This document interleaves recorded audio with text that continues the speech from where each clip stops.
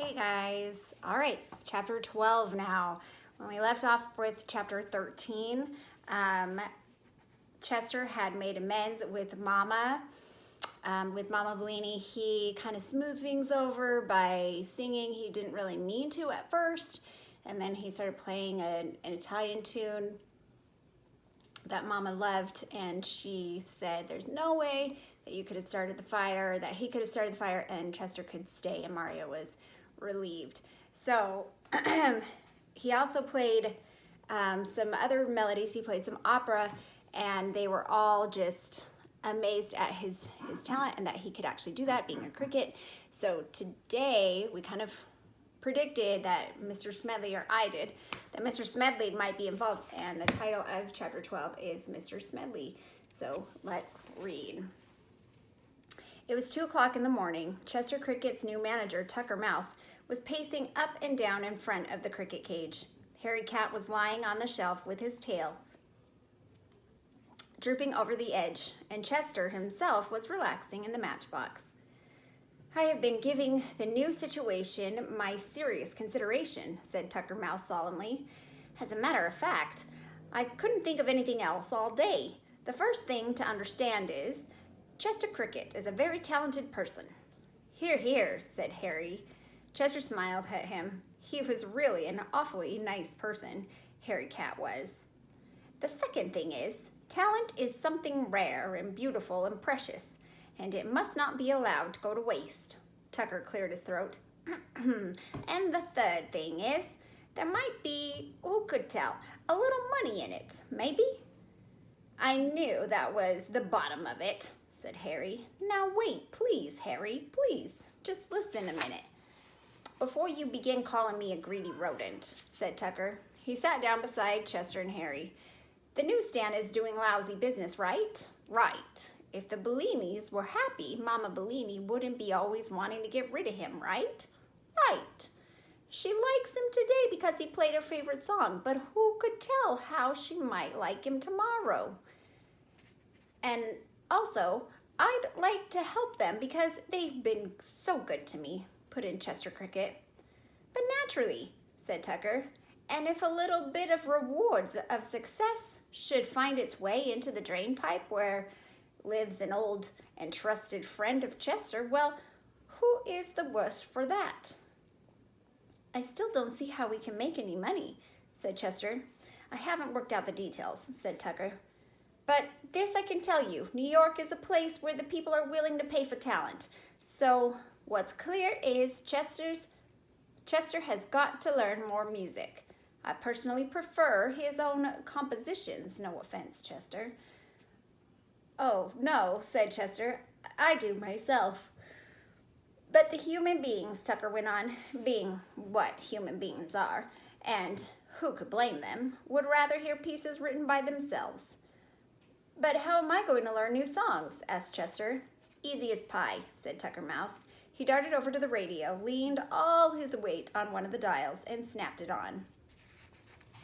And here is Harry, Chester, and Tucker kind of thinking through how this would work out and how they could make money from Chester singing or playing songs.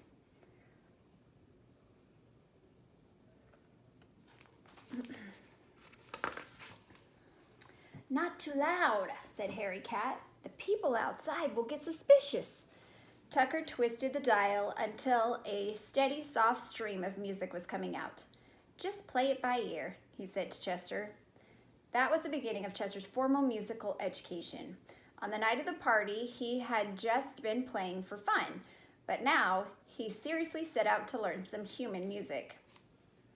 Before the night was over, he had memorized 3 movements from different symphonies, half a dozen songs from musical comedies, and the solo part for a violin concerto, and 4 hymns which he picked up from the late religious service. The next morning, which was the last Sunday in August, all 3 Bellinis came to open the newsstand. They could hardly believe what had happened yesterday and were anxious to see if Chester would continue to sing familiar songs. Mario gave the cricket his usual breakfast of mulberry leaves and water, which Chester took his time eating. He could see that everyone was very nervous, and he sort of enjoyed making them wait.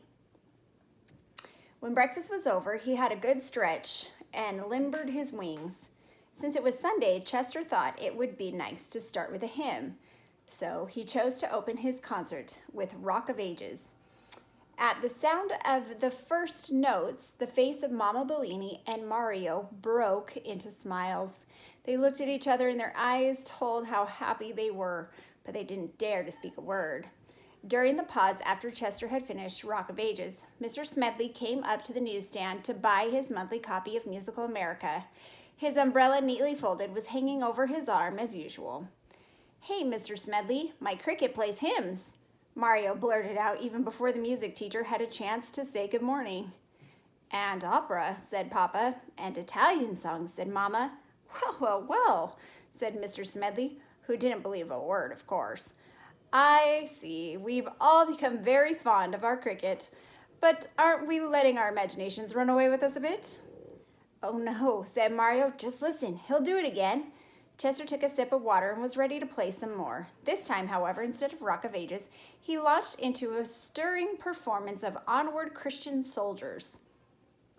Mr. Smedley's eyes popped. His mouth hung open, and the color drained from his face. "Do you want to sit down, Mr. Smedley?" asked Papa. "You look a little pale." I think I better," said Mr. Smedley, wiping his forehead with a silk handkerchief. "It's rather a shock, you know." He came inside the newsstand and sat on the stool, so his face was just a few inches away from the cricket cage. Chester chirped the second verse of Onward Christian Soldiers and finished with a soaring amen. "Why, the organist played that in the church this morning," exclaimed the music teacher breathlessly, "and it didn't sound half as good.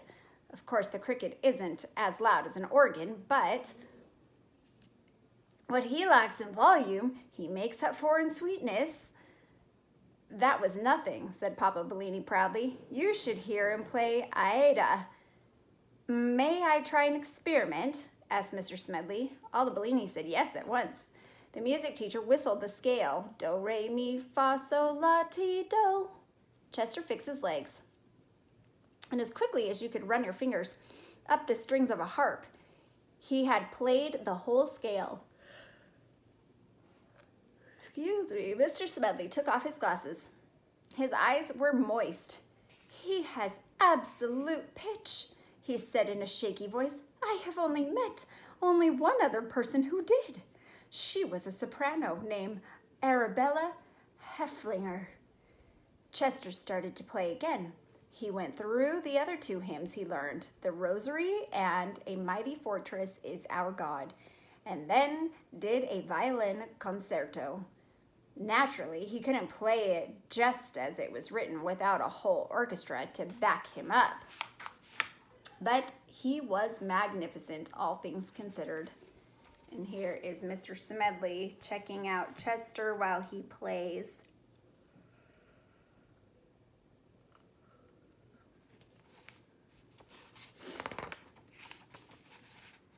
Once Mr. Smedley got used to the idea that he was listening to a concert given by a cricket, he enjoyed the performance very much. He had special praise for Chester's phrasing, by which he meant the neat way the cricket played all the notes of passage without letting them slide together. And sometimes, when he had been deeply moved by a section, the music teacher would touch his chest over his heart and say, "That cricket has it here."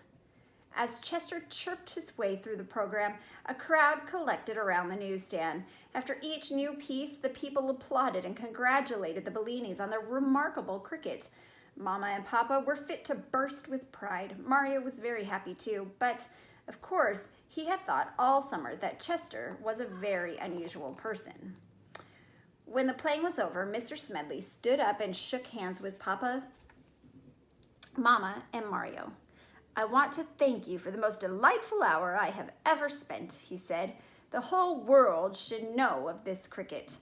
A light suddenly spread over his face. "Why, I believe I shall write a letter to the musical editor of the New York Times," he said.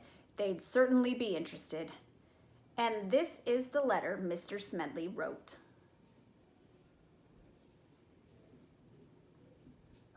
To the music editor of the New York Times and to the people of New York, rejoice, O New Yorkers.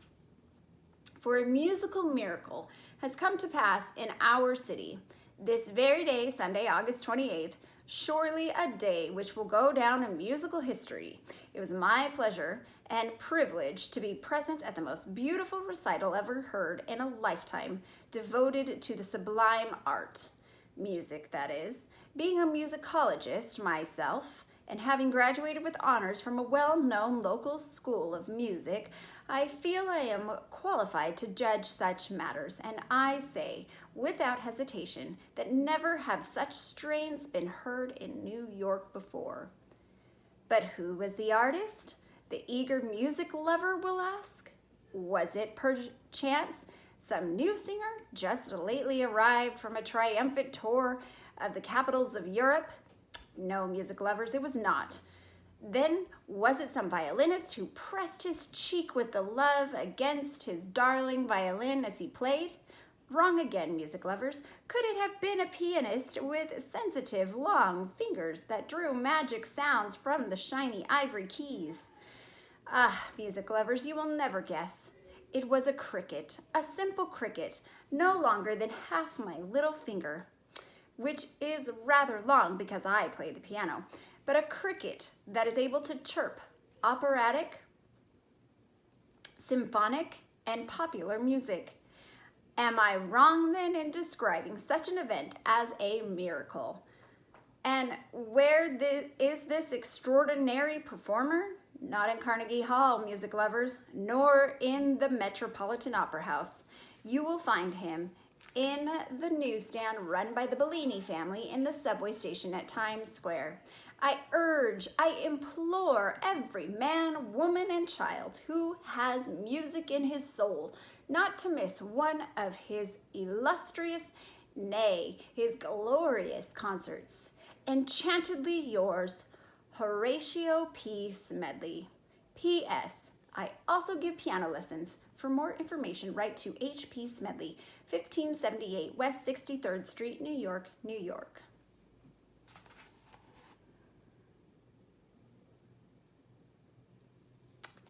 And that is the end of chapter 12. To say Mr. Smedley was impressed would be an understatement. That means that Mr. Smedley was beyond impressed with Chester and felt the need to tell everyone that they should go and hear Chester. I wonder how I would feel if that would happen. I would certainly be amazed. All right, tune in to chapter 13, and then I have a quiz that will be posted. And I keep looking here and not at the camera. But if you've ever used a phone, you understand. Okay, guys. I'll see you for chapter 13.